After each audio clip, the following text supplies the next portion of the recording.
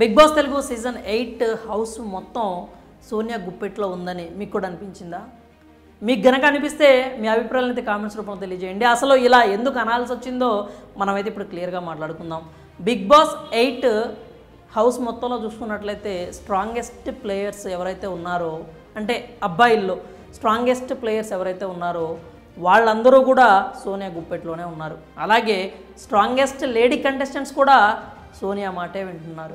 ఓవరాల్గా చూసుకున్నట్లయితే ఒక 5 కంటెస్టెంట్స్ని సోనియా తన గుప్పెట్లో పెట్టుకుంది.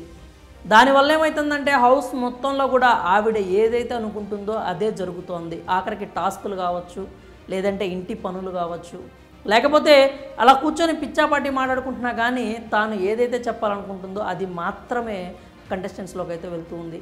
ఇప్పటికే నిఖిల్, పృథ్వీ ఆమె గుప్పెట్లోనే ఉన్నారని మనందరికీ తెలుసు. గుప్పెట్లో అని ఎందుకు అంటున్నామంటే ఆవిడ చాలా తెలివిగా ఆటని ప్లాన్ చేసి చాలా తెలివిగా తానకి ఎలా అయితే కావాలనుకుంటుందో వాళ్ళ ఆటని అలా డౌన్గా తీసుకెళ్ళిపోతూ ఉందన్నమాట. ఇప్పటికే పృథ్వీ పరిస్థితి అంటే దాదాపుగా దిగిపోయింది. నిఖిల్ ఆల్రెడీ దిగిపోయాడు. కాకపోతే రీసెంట్ టాస్కులతో కొంచెం పుంజుకున్నట్లుగా కనిపించింది. కానీ అది ఆ మొమెంటం అనేది కంటిన్యూ అవుతుందా లేదా అనేది మాత్రం డౌట్ అనే చెప్పాలి. ఎందుకంటే ఆల్రెడీ సోనియా మళ్ళీ డే 12లో కూడా కాసేపు ఏడ్చి, అంటే అటు విష్ణుప్రియ గురించి కావచ్చు, లేకపోతే లాస్ట్లో ఏదైతే ఈ లవ్కి సంబంధించిన కాన్సెప్ట్ వచ్చినప్పుడు కావచ్చు, కొంచెం మళ్ళొకసారి ఏడ్చి అంటే కరిగించేసింది అనమాట నిఖిల్ని. అంటే అది మనం తప్ప అంటే ఆవిడ ఏడుపుని మనం తప్పు అని చెప్పలేము. కోపం గురించి అయితే చెప్పొచ్చు. ఎందుకంటే ఆవిడ నిజంగా కోప్పడుతుందా లేకపోతే కంటెంట్ క్రియేట్ చేయడం కోసం కోపాన్ని ప్రదర్శిస్తుందా అని అయితే అంటలో మనకు ఎలాంటి డౌట్ లేదు. ఆవిడ ఖచ్చితంగా కెమెరా స్పేస్ కోసమే ఆ కోపం కావచ్చు, కేకలు కావచ్చు వేస్తూ ఉంది. ఇదే ప్రశ్న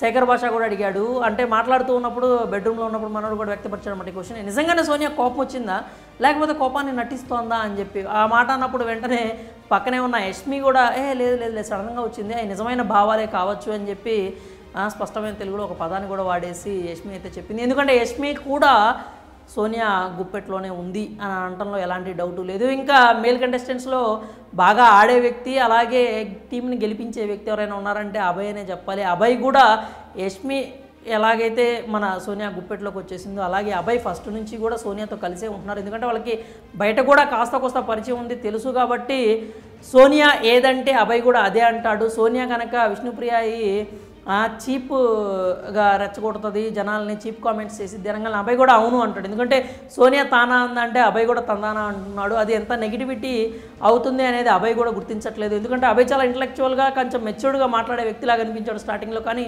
సోనియాతో జట్టు కట్టిన తర్వాత అతను కూడా కొన్ని ఇలాగే ఈ చీప్ కామెంట్స్ అనేటువంటి పదాలకు మద్దతు పలికి అతను కూడా కొంచెం చీప్గానే కామెంట్స్ చేస్తున్నట్లుగా మనకైతే కనిపిస్తూ ఉందన్నమాట. ఇక యష్మి అయిపోయింది, పృథ్వీ అయిపోయాడు, నిఖిల్ అయిపోయాడు, అభయ్ కూడా అయిపోయాడు. వీళ్ళ నలుగురు అయితే సోనియా గుప్పెట్లోనే ఉన్నారు, ఎలాంటి అనుమానం లేదు. ఇక నాగమణికంట కూడా నాకు ఈ హౌస్లో ఎవరైనా అక్క ఉన్నారు అంటే అది నువ్వే అని చెప్పడం ఆవిడ వెంటనే దగ్గరికి తీసుకొని ఒక తమ్ముడిని ఆప్యాయంగా ఎలా అయితే పలకరిస్తారంటే మనం దగ్గర తీసుకుంటాం, అదేవిధంగా మన నాగమణికంటను కూడా దగ్గర తీసుకొని నువ్వేం బాధపడకు, నీకు ఈ అక్క హౌస్లో ఉంది అని చెప్పి వెన్ను తట్టి ధైర్యాన్ని అయితే చెప్పింది. ఈవిడ అందరితో కలిసి ఆడటము లేకపోతే కలిసి ఉండటము తప్పు పట్టడానికి లేదు. ఎందుకంటే బిగ్ బాస్ హౌస్లో ఎప్పుడు కొట్టుకోవాలని మనమైతే అనట్లేదు. కానీ ఈమె కలిసి ఉండటం వల్ల అవతల వాళ్ళకి వీళ్ళు శత్రువులుగా మారిపోయే పరిస్థితి ఆమె క్రియేట్ చేస్తూ ఉందన్నమాట. ఎప్పుడైనా కానీ తనకి పోటీ ఎవరైనా వస్తారో అనుకుంటే సామ దాన భేద దండోపాయాలన్నింటినీ వాడేస్తూ ఉంది. అయితే వాళ్ళతో గొడవ పెట్టుకొని ఇప్పుడు నిఖిల్ని ఎట్లా అయితే గ్రూప్ ప్లేయర్ అని ఒక ట్యాగ్ వేసేసి పెద్ద గొడవ చేసి అతనితో ఆర్గ్యుమెంట్లు చేసి తర్వాత అతని పక్కన కలిసిపోయి అతనితో గ్రూప్ గేమ్ ఎలా అయితే గ్రూప్ ప్లేయర్ అని ట్యాగ్ ఇచ్చిందో తనని తన గ్రూప్లోకి తీసేసుకొని ఈమె గ్రూప్ ఆట ఆడుతూ ఉంది. అదైతే మనం స్పష్టంగానే చూస్తూ ఉన్నాము. బిగ్ బాస్ హౌస్లో ఎవరి మీదైనా ఒక నెగిటివిటీ స్ప్రెడ్ చేయాలన్నా లేకపోతే ఎవరితో అయినా ఒక పని చేయించుకోవాలన్నా సోనియాకైతే చాలా డెడ్ ఈజీగా మారిపోయింది. కానీ అదంతా బయటికి ఎంత నెగిటివ్గా వెళ్తుంది అనేది మాత్రం సోనియా అర్థం చేసుకోవట్లేదు. ఎందుకంటే అర్థం చేసుకునే ఆ సందర్భం కూడా ఆవిడకి రావట్లేదు అనమాట. ఎందుకంటే బయట ఏం జరుగుతుందో లోపల వాళ్ళకి తెలియదు. ఒకవేళ నామినేషన్స్లో మనం ఏ స్థాయిలో అంటే ఏ పొజిషన్లో సేవ్ అవుతామో దాన్ని బట్టి మనం డిసైడ్ చేసుకోవచ్చు. కానీ బిగ్ బాస్ లాస్ట్ వీక్లో తెలివిగా ఫస్టే ఆమెని సేవ్ చేసి పెట్టేశారనమాట. అంటే నా క్రేజ్ బయట ఒక రేంజ్లో ఉంది, ఫస్టే నేను సేవ్ అయిపోయానంటే నాకు తిరుగులేదు అనేటువంటి ఒక అభిప్రాయానికి అయితే సోనియా వచ్చేసినట్లుగా మనకు కనిపించింది. కాన్ఫిడెన్స్ కాస్త ఓవర్ కాన్ఫిడెన్స్గా మారిపోయింది. నేనే టైటిల్ విన్నర్ అయిపోతాను అని చెప్పేసింది, నేనే ఆడపులి అని చెప్పి ట్యాగ్ ఇచ్చుకుంది.